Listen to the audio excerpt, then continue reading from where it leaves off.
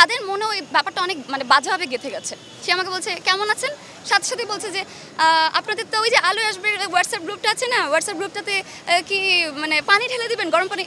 আমি জাস্ট মানে হয় না যে who the hell are you man, আপনারা যে বসলেন, আপনারা যে কথা বললেন, আমাদেরকে ইনফর্ম করেননি, কিন্তু আপনারা যে কাজটি করেছেন সেটার জন্য আজকে আমাদের অপমান বোধ করতে হচ্ছে। অভিনয় শিল্পী সংঘের একটি পরিবর্তনের জন্য আপনারা আন্দোলন পাশাপাশি সংস্কার চান, কি সমস্যাগুলো আপনি দেখেছেন?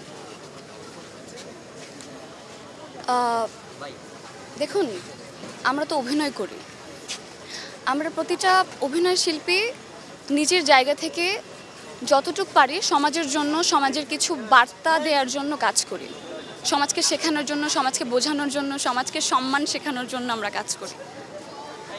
সেখানে যদি বিভেদ কিংবা বৈষম্যমূলক কাজ হয়, সেটা কি খুব মানা যায়? আমার মনে হয় না কোনো মানুষ হিসেবে সেটা আমরা মানতে পারবো। কারণ মানুষ হিসেবে আমাদের দেশে পরপর যেসব ঘটনা ঘটে গেছে, খুবই অমানবিক কিছু ঘটনা ঘটে গেছে আমাদের দেশে, সবাই জানেন। সেসব অমানবিক কাজে যারা লিপ্ত ছিলেন, তারা আসলে কোন মানবিকতায় আসলে লিপ্ত ছিলেন সেটা আসলে আমি বলতে চাই না, সেটা নিয়ে একদমই কথা। তবে অনেক কিছুর পরিবর্তন করা অনেক দরকার, অনেক বেশি দরকার, অনেক কিছুর। মানে একটা অভিনয় শিল্পী সংঘ, এটা কেন তৈরি করা? এটা তৈরি করাই তো অভিনয় শিল্পীদের জন্য।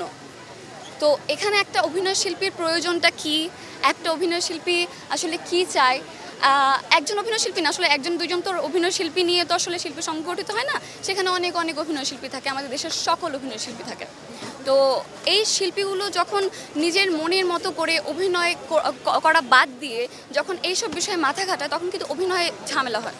সো আমরা আমাদের মনের ইচ্ছা, আমরা আমাদের মনের চাওয়া যারা অভিনয় শিল্পী আছে সবই বলতে চাই, এবং এই কথাগুলো জানিয়ে আমরা চাই যেন অভিনয় শিল্পী সংঘ সেসব অ্যাড করেন তাদের অভিনয় শিল্পী সংঘের সাথে, এবং অ্যাড করার সাথে কিছু কিছু কিছু জিনিস পরিবর্তন করেন। এটাই আমাদের চাওয়া। আচ্ছা, আমরা দেখছি যে তরুণদের সংস্কারের যে ধারণা তৈরি হয়েছে, এটা সব ক্ষেত্রে, দেশ সংস্কারের ক্ষেত্রে আমরা দেখেছি। তো আপনারা তরুণ শিল্পীরাও কিন্তু এগিয়ে এসেছেন এই শিল্পী সংঘের বা এই সংস্কৃতি অঙ্গনের সংস্কারের ক্ষেত্রে। তো সেটা আসলে কোন ধারণা আপনারা বোধ করেন, আর এটা সংস্কার করে আসলে আপনারা কোন পর্যায়ে নিয়ে যেতে চান? দেখুন, একটা শিল্পী সবসময় নিজেকে ভালোবাসে বলে শিল্পটাকে লালন করে।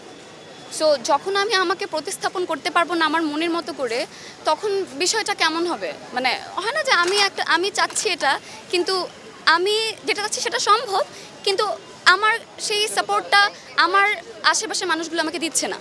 হয়তো যে সঙ্গটা আছে বাংলাদেশের, সেই সঙ্গটাও আমাকে দিচ্ছে না, যেটা তাদের দেওয়া উচিত। সো প্রতিটা তরুণ যারা আসলে চায় তাদের নিজের প্রতিভাকে তুলে ধরতে এবং নিজের চাওয়া পাওয়াকে তুলে ধরতে এবং নিজেকে আন্তর্জাতিকভাবে প্রকাশ করতে, কিন্তু কোনো কারণে হয়তো বাধা ক্রিয়েট হচ্ছে। আমরা পারছি না কেন? কারণ আমাদের সেই ব্যবস্থাপনা নেই। সো সেই ব্যবস্থাপনাটা খুবই ইম্পর্টেন্ট আমাদের, সেটা আই থিঙ্ক আমাদের বাংলাদেশে এখন পর্যন্ত হয়নি। অভিনয় শিল্পটা এমন একটা শিল্প, মানে প্রতিটা মানুষের মনে মনে কিন্তু একজন মানে অভিনয়টা আছে, প্রতিটা মানুষের মনে আছে, সে যে শিল্পী থাকুক, যে কর্মেই থাকুক, আছে।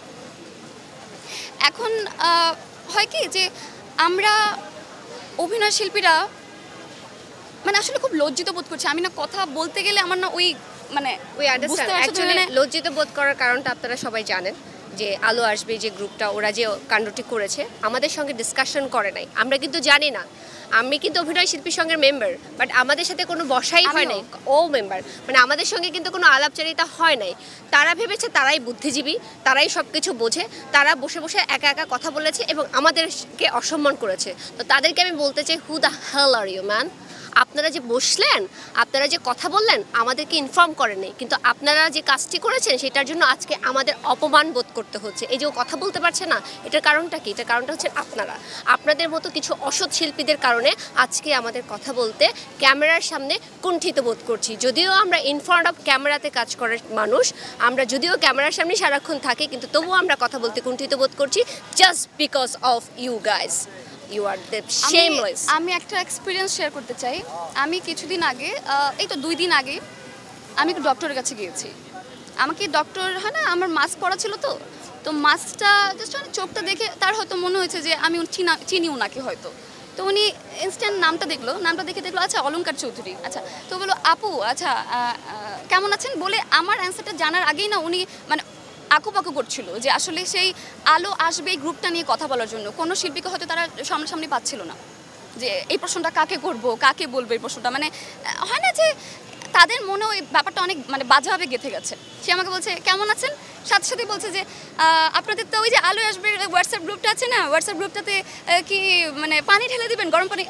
আমি মানে হয় না যে এটা কতটা অসম্মানজনক একটা ব্যাপার হতে পারে, যেখানে সবসময় যেখানে যাই না কেন, সেখানে স্কুল হোক, কলেজ হোক, ভার্সিটি হোক, যেখানে আমরা শুটিং করি না কেন, যে এলাকা হোক না কেন, বাংলাদেশের যে কোনো অঞ্চল হোক না কেন, যে কোনো কর্মস্থল হোক না কেন, সব জায়গায় যখন আমরা যাই আমাদেরকে না খুব সাদরে গ্রহণ করা হয়, খুব মানে খুব সম্মানের সাথে গ্রহণ করা হয়, খুব ভালোবাসার সাথে গ্রহণ করা হয়।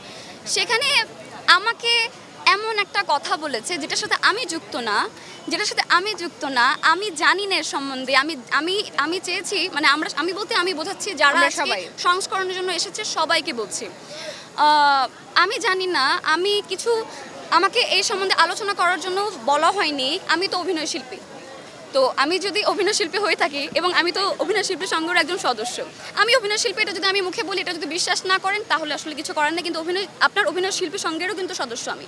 সো আমাকে তো একটু হলেও ভাই বলা উচিত ছিল। একটা হোয়াটসঅ্যাপ গ্রুপে টেক্সট করলেও তো পারতেন, সবাইকে একটা গ্রুপ খুলে, যেটা আমরা করেছি, আমরা প্রকাশ্য করতে পারবো, আমরা যা করবো প্রকাশ্য করতে পারবো, সবাই জানবে, সবাই বুঝবে। সৎ ইচ্ছা আমরা প্রকাশই করছি, প্রকাশই করব। তাদের অসৎ ইচ্ছা তারা নিবিড়ে নিভৃতে একা একা করেছে এবং দায়টা তাদেরকেও নিতে হবে।